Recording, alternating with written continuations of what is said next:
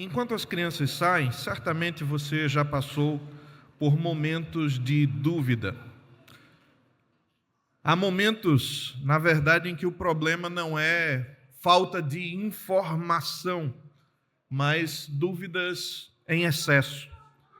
Sabemos o que devemos crer, sabemos como devemos nos comportar diante de Deus, conhecemos as promessas, ouvimos as palavras certas e ainda assim o coração vacila. Na verdade, nós não passamos por situações assim, cheios de dúvidas. Deixa as crianças saírem, se preocupe com elas não, é normal de criança fazer zoada, tá? Curiosamente, quanto mais nos aproximamos de certas verdades fundamentais, mais somos tentados a substituí-las por seguranças menores do que as promessas de Deus. Confiamos no que podemos controlar, confiamos no que parece previsível, no que nos oferece alguma sensação de estabilidade.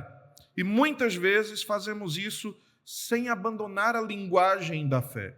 Fazemos isso como se estivéssemos sendo piedosos, usando a linguagem religiosa, mas na verdade cheios de dúvidas, carregados de incertezas, sem conseguir confiar nas promessas de Deus. Quando isso acontece, nós precisamos reavaliar o coração e redirecionar as mentes. Afinal de contas, o problema é que a dúvida não costuma se apresentar como uma rebeldia aberta. Ela frequentemente se veste de prudência, de cautela, até mesmo de espiritualidade. Questionamos exatamente aquilo que deveria ser mais firme: a presença de Deus, o seu governo, a sua fidelidade. É nesse ponto que a Escritura nos confronta com uma pergunta incômoda: o que Deus faz quando deveríamos confiar, mas não confiamos? Quando nós deveríamos estar cheios de certezas e convicções, mas na verdade o nosso coração se afasta de Deus, se afasta das promessas e nós continuamos com vestes religiosas, com linguagem cristã, usando de uma falsa piedade, como se tudo que nós estivéssemos fazendo de fato estivesse cheio de fé, carregado de fé e de esperança. O que Deus faz quando isso acontece, quando a incerteza toma conta do coração? Nós queremos pensar, irmãos, num texto em Isaías capítulo 7, que deve nos conduzir à ideia de que quando nós estamos nessa situação, quando nós confiamos muito menos do que deveríamos confiar, Deus não se afasta. Ele não espera que resolvamos sozinhos ou mesmo que entremos para dar nossa própria contribuição para aquilo que deveria acontecer. Ao contrário, ele entra na história, ele nos dá razões concretas para crer, e a partir dessa tensão do texto de Isaías, que nós queremos afirmar o título da mensagem de hoje como um sinal de sua presença. Isaías, capítulo 7, eu quero ler com você dos versos 10 a 16. Isaías 7, de 10 a 16.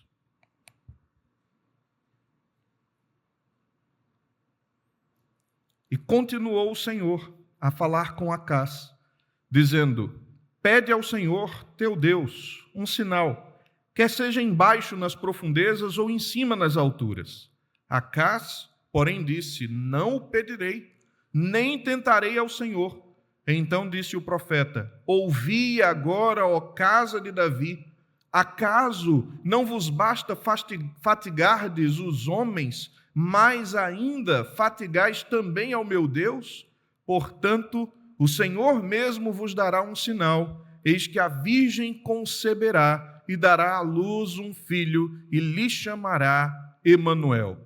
Ele comerá manteiga e mel quando souber desprezar o mal e escolher o bem. Na verdade, antes que este menino saiba desprezar o mal e escolher o bem, será desamparada a terra ante cujos 2 reis tu tremes de medo. Vamos orar, queridos? Pai, nós louvamos o teu nome por estarmos diante da tua palavra.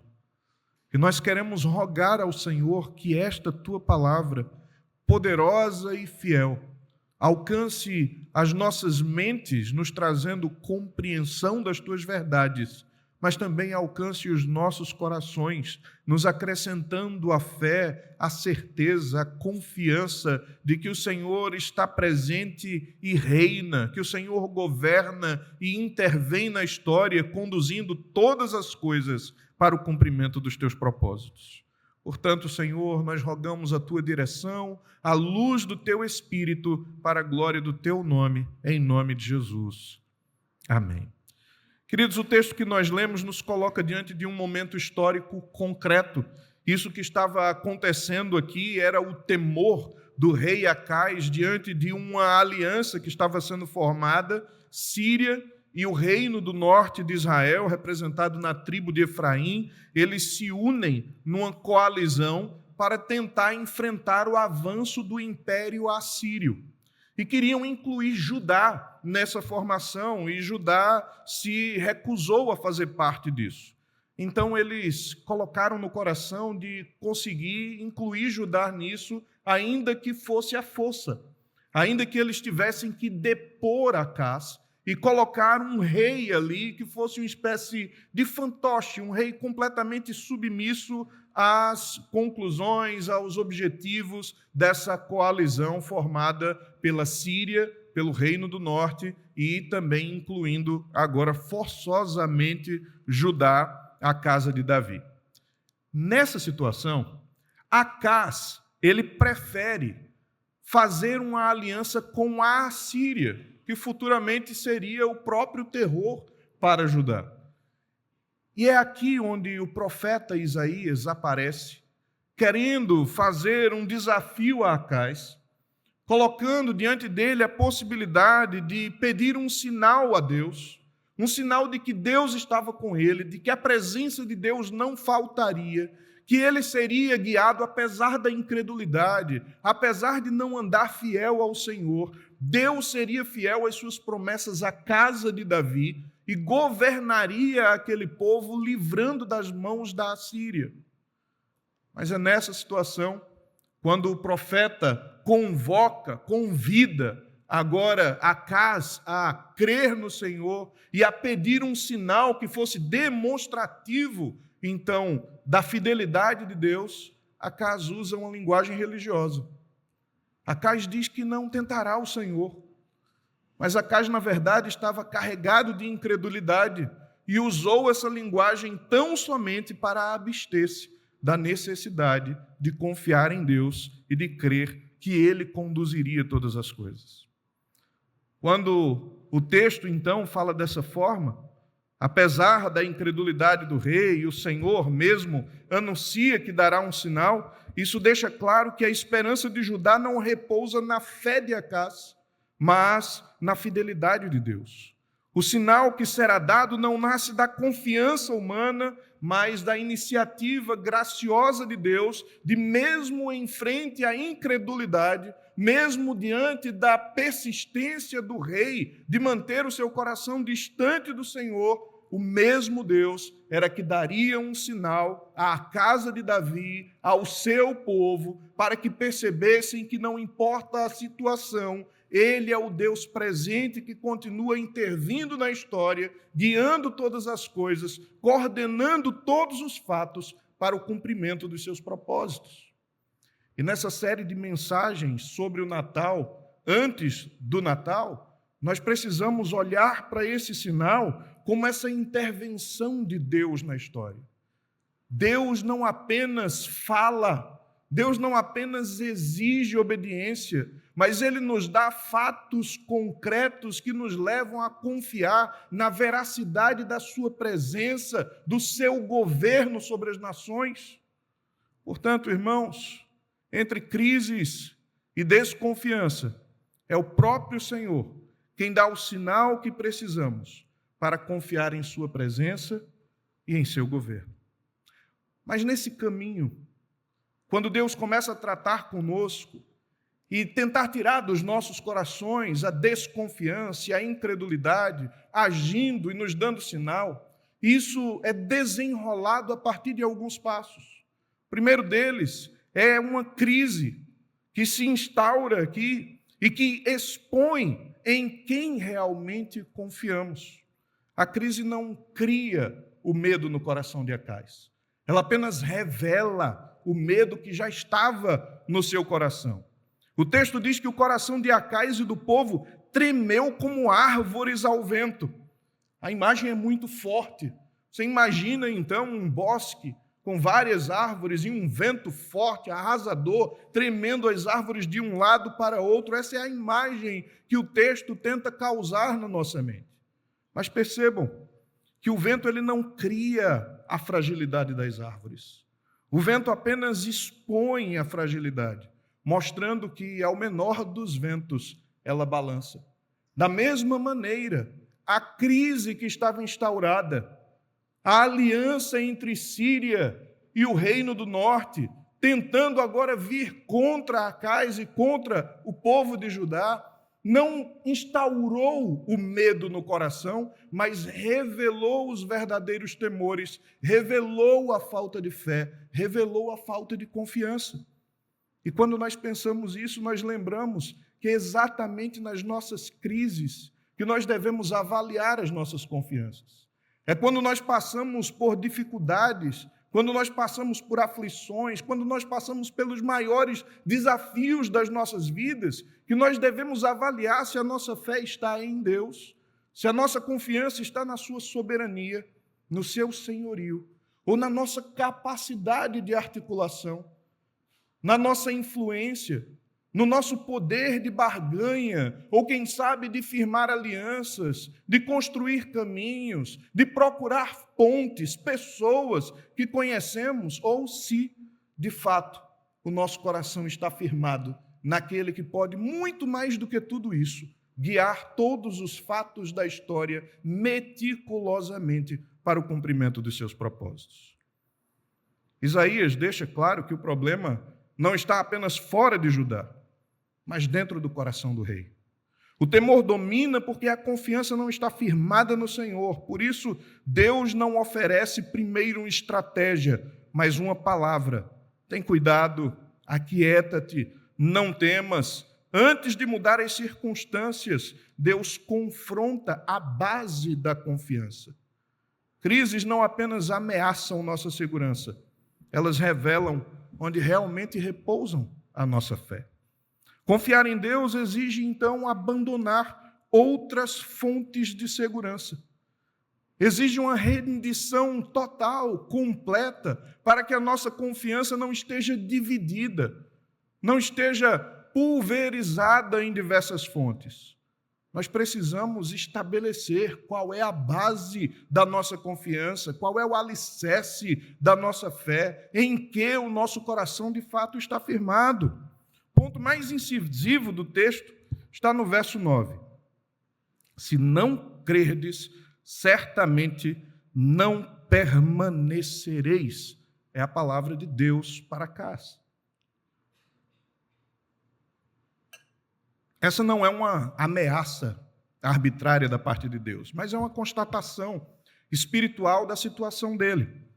Como observa Oswald, quem não se convence plenamente da fidedignidade de Deus não consegue abandonar a busca por sua própria segurança. Acais não confia em Deus porque está disposto a abrir mão de suas alianças políticas. E aqui está o dilema. Confiar em Deus nunca é apenas acrescentar Deus aos nossos planos. Entenda isso. Se você é alguém que costuma fazer planos, elaborar todo o curso do caminho, e você costuma pontuar o que é que você vai fazer aqui, amanhã e depois, e começa a traçar todas as suas metas, com confiança absoluta de que tudo aquilo que você planejou vai dar certo, porque você sabe como fazer, você sabe como planejar, você já tem experiência suficiente para trilhar aquele caminho, e então você começa a fazer todas as articulações da sua capacidade mental, das suas relações, das suas influências, e traça um plano perfeito. E aí você convida Deus para fazer parte do seu plano. E aí você ora, Senhor, está aqui, ó, pronto, planejado, é isso aqui, está perfeito, é só o Senhor abençoar. Não é assim que funciona, queridos. Não é assim que funciona. Deus não deve ser o nosso convidado para ser coadjuvante na história que nós estamos escrevendo. Pelo contrário, Deus é quem escreve a história e nos convida a sermos coadjuvantes na história que Ele está escrevendo. Portanto, o homem pode fazer planos, mas a resposta certa vem do Senhor. Acás tinha um plano, e quando Deus se apresenta dizendo que vai protegê-lo, que ele não perderá aquela batalha, o que acontece é que ele não aceita a orientação do profeta, não pede um sinal, porque ele já tinha um plano dele, ele preferia confiar na Assíria do que confiar em Deus. E quando isso acontece, a crise revela as nossas necessidades de um sinal ainda maior, porque afinal de contas, onde às vezes está a nossa esperança, pode ser o nosso maior precipício, o nosso maior abismo. Afinal, a Assíria era exatamente aquele império que queria conquistar as nações e que conquistaria futuramente também a Judá. E era nisso que Acás estava confiando, sem saber do futuro, sem conhecer o que lhe aguardava. Portanto, o coração humano precisa de algo mais sólido do que promessas abstratas. Precisa de algo mais concreto do que meramente articulações. O Natal, então, nasce dessa necessidade, porque Deus deve provar, não porque Deus deve provar algo a nós, mas porque a nossa fragilidade carece de que Deus se aproxime, fale, haja e se torne presente na história e nos inclua na sua história, fazendo com que a nossa história seja a história dele. Então, irmãos, quando a confiança falha, Deus não abandona, Ele entra na história com sinais de que continua governando, sinais que sustentam a fé no presente e apontam para algo maior. Nesse contexto, quando Acás rejeita o sinal, então Deus promete um sinal. Quando a confiança falha, Deus entra na história com um sinal que Ele mesmo oferece, um sinal que nasce da iniciativa de Deus e não da fé humana. Depois de expor a fragilidade da confiança de Acás, o texto dá um passo decisivo. Não como um prêmio pela fé, afinal aquele rei era incrédulo. Aquele rei não comungava com os planos de Deus, mas como resposta à incredulidade, Deus dá um sinal. E aqui percebam que se esse sinal era uma resposta à incredulidade, mas era um sinal que poderia promover a fé, não em Acás, mas em toda a casa de Judá. Os sinais de Deus vêm até nós porque nós não temos fé suficiente, mas Ele, sabendo disso, toma a iniciativa, estabelece sinais, cria caminhos, para que de forma concreta possamos observar e ver a sua intervenção histórica. E vendo isso, encher o coração de confiança e sair da incredulidade e da incerteza para a plena confiança e o descanso que nos possibilita viver sabendo que Ele guia e que Ele governa. Então, a falta de confiança humana não paralisa a ação divina, pelo contrário. Sabe aquelas histórias que algumas pessoas contam como se você não tem fé suficiente, por isso que Deus não vai agir? História. Deus não depende da sua fé para fazer absolutamente nada. E Ele vai fazer o que Ele quer fazer, creia você ou não. Porque o Deus soberano é Ele e não você. Por isso que os sinais de Deus são uma evidência da sua intervenção e não da fé dos homens.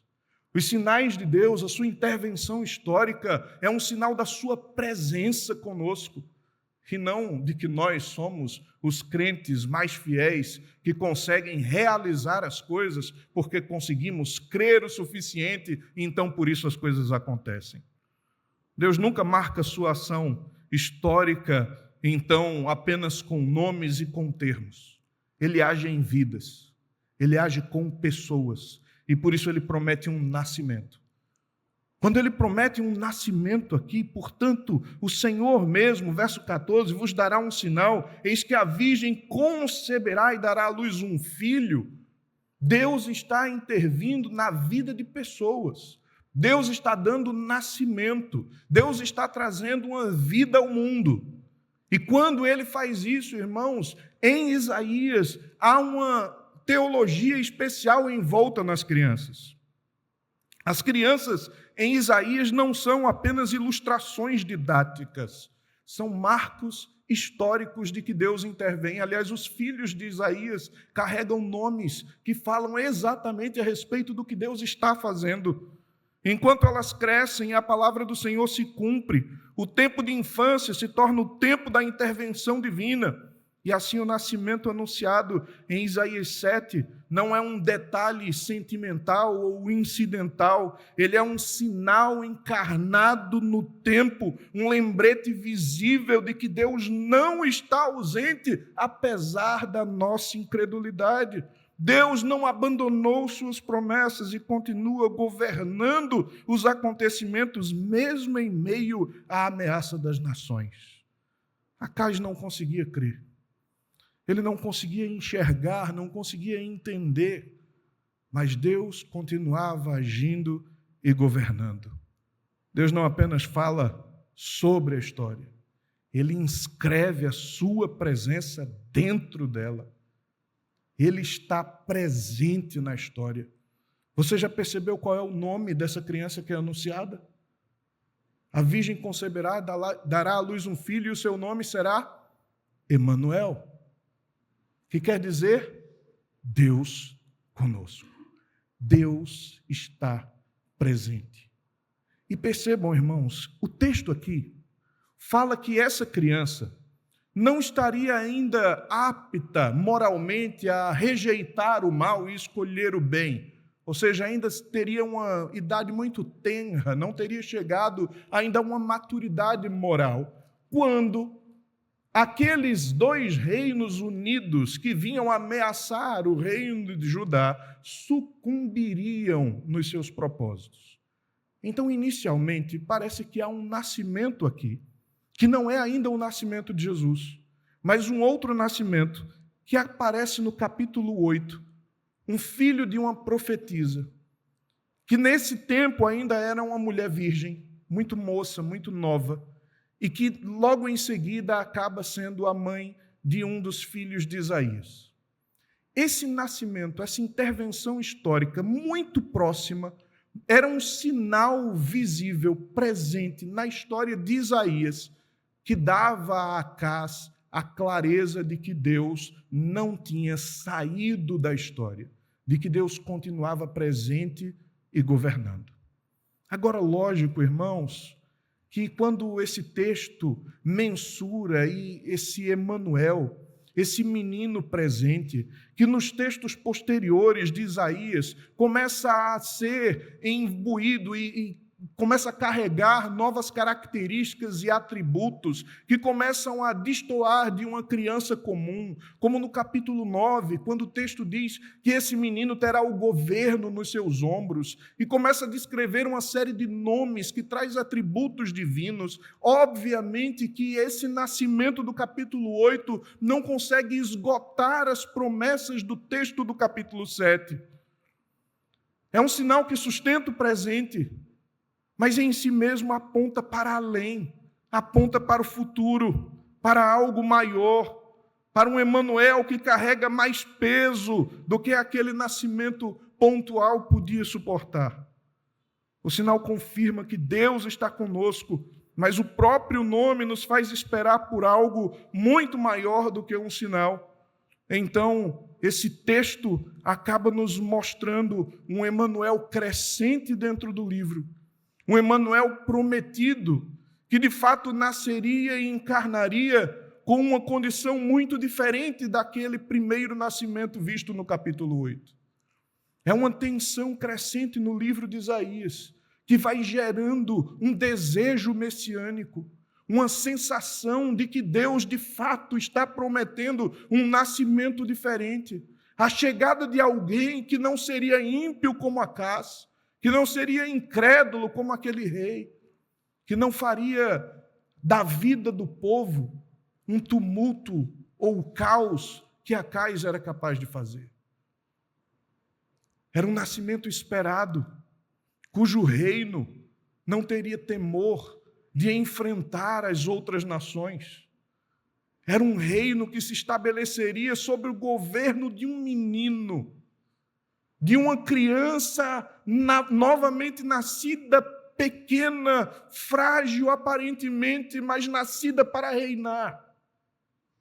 E reinar de tal forma que as nações se curvariam diante dela, que os homens respeitariam e temeriam o seu poder, que o povo de Deus, o povo da aliança, gozaria do seu favor. Portanto, quando nós olhamos para essas tensões de incredulidades e incertezas que acontecem na vida de Acais, na vida do povo de Judá e que se estendem até a nossa realidade tantas vezes, lembremos-nos que Deus é aquele que, em meio a incredulidades e incertezas, envia sinais para fortalecer a fé de um povo frágil. Mas não há sinal mais gritante da presença de Deus na história, não há sinal mais evidente de que Deus não abandona o seu povo, de que Ele continua governando, reinando sobre as nações e atraindo todas as coisas para o centro do seu propósito, do que aquele nascimento prometido, esperado, aguardado desse menino que teria no lombo o seu governo, daquele menino que nasceria de uma virgem. O nascimento de Jesus não é apenas um ponto da história. É o ponto auge da intervenção de Deus em gritar para um mundo incrédulo e caído: paz aos homens a quem Ele quer bem.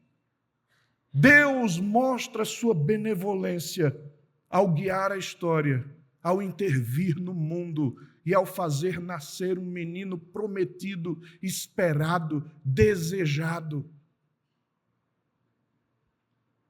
E quando você enfrenta os seus desafios diários, do que lhe serve o Natal? Quando você passa pelos seus dilemas, pelos problemas da vida, do que lhe serve o nascimento de Jesus? Será que Natal para você é aquele evento que a gente comemora no dia 25 de dezembro com uma bela cantata, ou no dia 24 ao redor da mesa com a família, com alguns amigos, comendo uma coxa de peru, e como diz o pastor Robson, aquela famigerada farofa de creme cracker com passas? Eu particularmente gosto. Queridos, Natal, como tem sido dito neste púlpito, não é confraternização. Natal é celebração. E não é a celebração de um único dia, é a celebração de um Deus que intervém, é a celebração de um Deus que encarna, é a celebração de um Deus que assume sob os lombos o governo de um mundo que parecia desgovernado. É a celebração de um menino, nascido de uma virgem, que é sinal da presença de Deus, do seu governo, do seu senhorio e do seu favor para com o seu povo. Portanto, quando eu enfrento meus dilemas, quando eu enfrento meus problemas, minhas crises, minhas tribulações, minhas dificuldades, o Natal deve florescer. É aí em que Cristo deve nascer. É ali onde ele deve resplandecer como um sinal de que Deus está presente. Não importam as circunstâncias, não importa a incredulidade, Deus está presente. Isso é Natal. É quando nós conseguimos olhar para as Escrituras e ver que elas se provam verdadeiras na história e de que esses elementos gritam para nós. Em qualquer momento, Deus está presente. Deus está no governo. Nada está fora do controle. Alegre-se nele. O menino nasceu, a promessa se cumpriu, o governo está sobre seus ombros. Tão somente alegre-se e celebre, porque Deus está conosco. É isso que diz Emanuel. Quando então o texto de Mateus é citado, ele aponta para esse versículo, dizendo que isso precisava ser cumprido em Cristo. E tendo sido cumprido naquele dia, em que anjos celebraram, em que pastores tiveram o anúncio, homens simples, comuns da comunidade, não eram pessoas importantes, eram aqueles pobres homens que viviam a guardar no campo à noite o rebanho de seus senhores. E eles têm uma mensagem celestial fantástica. Quando os céus se abrem e os anjos aparecem cantando glória a Deus nas maiores alturas, paz na terra aos homens a quem Ele quer bem. Deus demonstra sua bondade a todos aqueles que podem, diante do sinal bendito de um menino nascido em Belém, curvar-se e render-se em adoração. Talvez os nossos dilemas não sejam tão diferentes do de Acais. Talvez a gente continue durante algum tempo usando linguagem religiosa quando a incredulidade, na verdade, está assumindo o controle. Sabemos que deveríamos crer, mas o coração ainda vacila. Por isso Deus não nos deixou apenas com palavras, nem apenas com sinais provisórios, mas Ele já nos deu o maior sinal da sua presença. No Natal, Deus não apenas confirmou que governa, mas Ele entrou na história. E se Deus está conosco em Cristo, então podemos confiar. Não porque as crises vão desaparecer, mas porque o Senhor do tempo e das nações caminha conosco dentro da história, em meio às adversidades, e não há o que temer, porque em suas mãos nós estamos seguros. Eu quero convidar você a orar, colocando diante do Senhor quais são os seus temores, quais são os seus medos, as suas aflições. Ou quem sabe qual é o plano tão bem elaborado que você colocou diante de Deus e o chamou para ser apenas coadjuvante. E olhando para esse bendito sinal de um Deus que governa a história e que vem até nós e se faz presente, refazer tudo isso em um novo plano de tão somente se render ao seu senhorio e à sua soberania em adoração. Bendito Deus, a tua palavra fala conosco. E ela mostra que o Senhor é Deus bendito, que apesar das nossas incertezas e incredulidades, continua governando. O Senhor não está à mercê da nossa incredulidade. Os nossos planos, ó Deus, não são melhores do que os teus. Faça-nos submissos, subordinados, crentes em Ti, que ao olharmos o grande sinal de Jesus nascido em Belém, do menino prometido e encarnado, nascido para reinar, nós possamos descansar o coração na certeza de que o Senhor está conosco. O Senhor é bom para com os teus, e o Senhor se faz presente na realidade, na vida e na história de cada um. Não permita que os temores abafem essa verdade, mas que nós possamos, diante da Tua presença, na certeza de que o Senhor reina e está conosco, acalmar o coração, refazer os planos e viver para a Tua glória, em nome de Jesus. Amém.